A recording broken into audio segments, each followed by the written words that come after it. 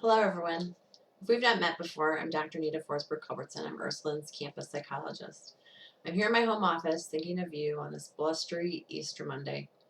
As I'm sure you know, things in the world are like nothing we've ever seen before. It can be overwhelming to many of us, especially when we're used to being able to go on autopilot. Now everything is different, and we're concerned about how to manage our lives remotely, how to care for extended family and friends when we can't see them, and how we're supposed to get that human interaction that we crave when everyone is wearing masks and social distancing. For those who've never experienced feelings of depression or anxiety, this can be a brand new sensation that may leave you unsettled and not knowing how to manage the work that needs to be done, how to regain the focus that you once had, and just trying to find even footing in doing your daily activities. For those who are quite familiar with feelings of anxiety and depression, the current state of the world can leave you reeling and not really know how to right yourself. My heartfelt message to all of you, wherever you may fall on this continuum, is a reminder that first and foremost, this is temporary. Now, it doesn't mean it's easy, absolutely not, and not having an end date to put your fingers on makes it just that much more difficult to see the light at the end of the tunnel. Um, Things can feel very scary, without a doubt. This is where part two comes into play, and it's how many of you are familiar with the Serenity Prayer? This is my personal fallback when things seem to be difficult to manage, and this is the one that I keep in my bedroom, and I will just read it to you. It's, God grant me the serenity to accept the things I cannot change, the courage to change the things that I can, and the wisdom to know the difference. So on most days, the difficult part of putting this into practice is knowing what we do have control over and what we don't have control over. In this unique situation of a pandemic, it's become painfully clear what we do not have control over, and right now that's a whole lot. This is what can leave us feeling overwhelmed and uncertain in places where before we could just let it go. Leaving us with a third and most important part of all of this, which is our job to attempt to manage our stress, the stress that we're left with, in a way that at least gives us enough peace to be functioning at baseline.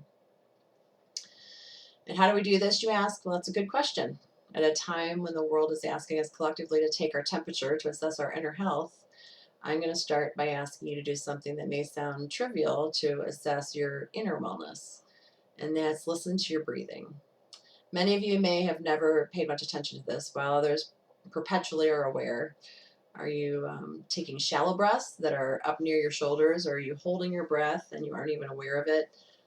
Please stop this video right now and do a self-assessment of where you are breathing. Okay, so how'd you do? From all the research that has been done over the years, we clinicians are keenly aware of the importance of diaphragmatic breathing, which is just a fancy term for belly breathing. Ask any yoga instructor, anyone who's done biofeedback, and for those who spent a lifetime trying to manage anxiety symptoms, about the power of your breath. Like anything you want to do well, the optimum positive effect that comes from diaphragmatic breathing takes practice. Initially, nothing about it will feel relaxing or comfortable and will, quite frankly, feel forced. However, after you continue this practice, you'll be able to do it at the drop of a hat and be able to obtain the full positive effects of curbing your anxiety and increasing a more relaxed state. I often suggest starting out practicing before sleep or as you wake up, building that body memory, trying to lie flat on your back or sitting back in your chair with your hands gently resting on your belly, like I'm doing. Breathe in through your nose and force the air all the way down into your belly until you see your hands raise. Now that's what is a difficult part to do. So, generally we see the shoulders raise or it raises somewhere in our chest, but you try to get it to push it all the way down there to your belly. And continue to do this for about 10 minutes or for as long as you need. And anytime anxiety pops up through your day or you're not sure why you feel a bit off, stop and do that kind of mental wellness assessment by looking at where you're breathing in the moment. If your breath is shallow or you're holding it, take a minute to recenter your breath and see if you notice a difference. Now that you all have been reminded of one of the tools that we have to assess how we're doing internally, I want to move to each of you as individuals. I can't express enough how much I wish that I could be with each of you viewing this video right now and talking to you about your own personal struggles. And it's just a very challenging time and helping you to walk through them. But since I can't do that right now, the only remote thing I can think to do is to urge you all to truly ask yourselves, where do you hold your stress? Do you have headaches? Do you get stomach aches? Do you sleep too much? Do you eat too little, or just the opposite? Do you escape into Netflix, or do you drink and smoke more than usual, or at all for that matter?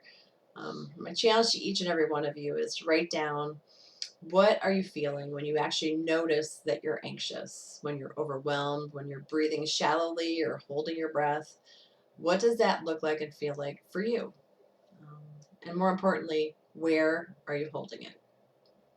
Now, it may seem as though I'm a very detail-oriented person, but the bottom line is this. If you know what to look for within yourself for your own barometer to your inner health, then you will much more quickly be able to put things into place that can decrease your anxiety and allow you to feel a little bit more in control at a time when things are not always within our control.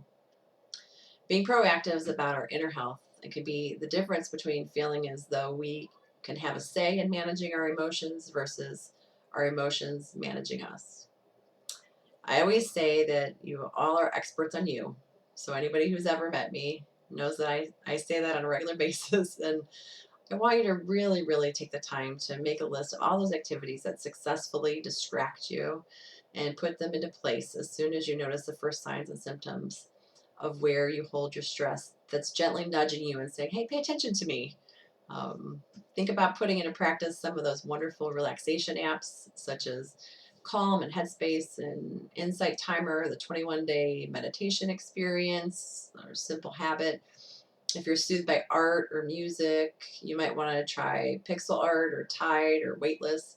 My personal favorite's always getting out in nature and just breathing fresh air, even if that means just a lap around the block. I mean, at least it's getting out. Sometimes we feel like the walls are closing in because we are trying to stay in and seclude ourselves. We've been putting out local and national resources on our website for everything from mental health to suicide prevention to domestic violence. And if you've not found what you're looking for specifically in your area, please feel free to contact me through my email or call my work cell, all listed on our website, and I'd be more than happy to help you walk through that process. However, if you're overwhelmed and feeling as though there's just not a way out, you're needing immediate mental health care, please call 911 and get to your nearest emergency room. Regardless of what's going on in the world, your safety is really all that matters. And a final note from me to you. If you're viewing this right now, then you have come a long way to get where you are. No matter what your role is on our campus, you have been able to handle a lot. However, we're in a place right now where most of us could not even begin to imagine just a few months ago. So if you're feeling anxious and depressed, out of sorts, or just plain scared, know that you are not alone. And please extend the grace to yourself that you extend so easily to other people. There is no weakness here. We are just getting through to the best of our abilities, no matter what that looks like. May you have peace and health and love. And I'm signing now. Dr. Anita.